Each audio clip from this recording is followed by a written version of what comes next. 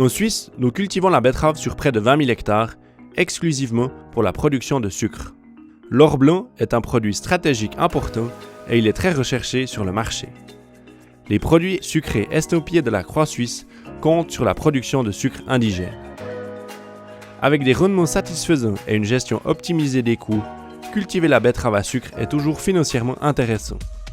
C'est pourquoi nous voulons te prodiguer quelques conseils sur le suivi de la culture pour que toi aussi tu réalises une bonne année betteravière.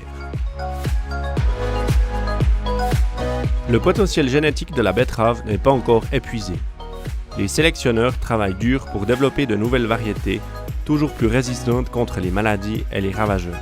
Grâce à ce progrès, il devrait être possible de continuellement réduire l'utilisation de produits phytosanitaires.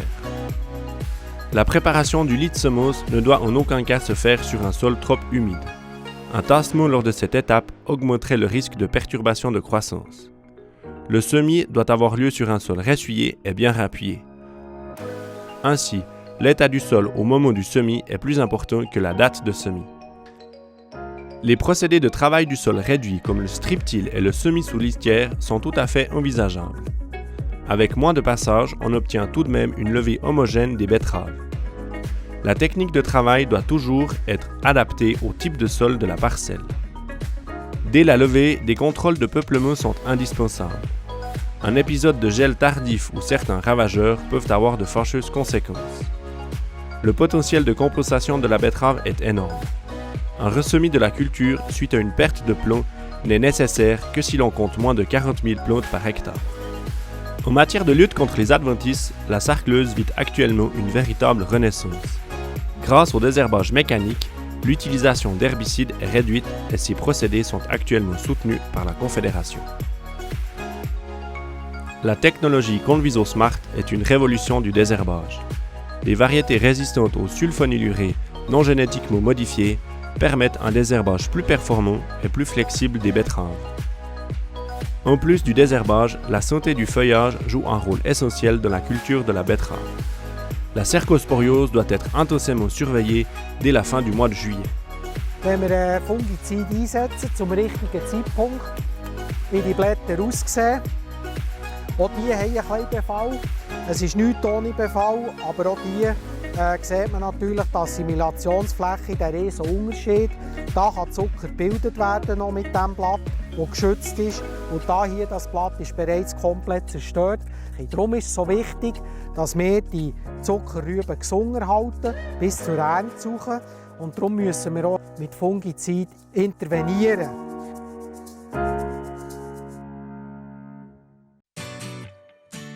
La récolte des betteraves s'effectue de septembre à décembre. Durant la campagne de transformation, les organisations de chargement s'occupent de la coordination entre la récolte et le transport des betteraves jusqu'à la sucrerie. Le moment optimal de la récolte est un compromis entre croissance des plantes, portance du sol et durée de stockage.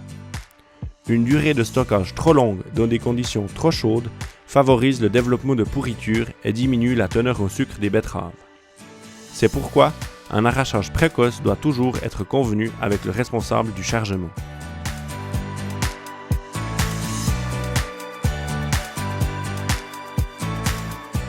Toutes les livraisons sont pesées et analysées à la sucrerie.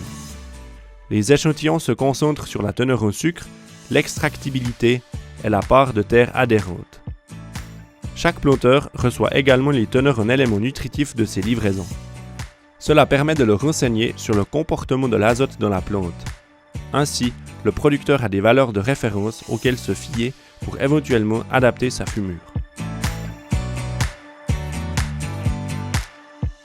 Après le déchargement, les betteraves sont lavées et préparées pour la suite de la transformation. Les betteraves sont coupées en de fines lamelles appelées cossettes qui contiennent entre 16 et 18% de sucre.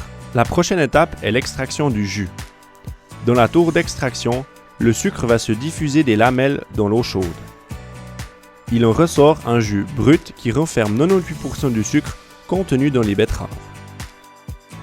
Le reste des cossettes est pressé et commercialisé comme fourrage sous forme de pulpe pressée. Ce fourrage est très demandé par les exploitations laitières. Le jus brut va quant à lui être purifié et filtré pour éliminer les substances non sucrées. On obtient ensuite un jus plus clair qui, suite à un processus d'évaporation supplémentaire, va donner un sirop épais plus concentré en sucre. Ce sirop est soit stocké dans les silos, soit concentré une dernière fois. L'ajout de sucre finement moulu déclenche la cristallisation. Grâce à un processus supplémentaire de concentration, la taille des cristaux augmente. Une fois qu'ils ont atteint la grosseur optimale, ils passent dans une centrifugeuse où ils sont séparés du sirop. Le sucre cristallisé est né. Tu le vois, beaucoup de facteurs sont importants dans la production du sucre. Pas seulement la culture, mais aussi les places de travail dans les sucreries, tes collègues producteurs et surtout, une étude a démontré que le sucre suisse est 30% plus écologique que le sucre européen. Aide-nous à maintenir la production d'un pur produit de tradition suisse. Merci.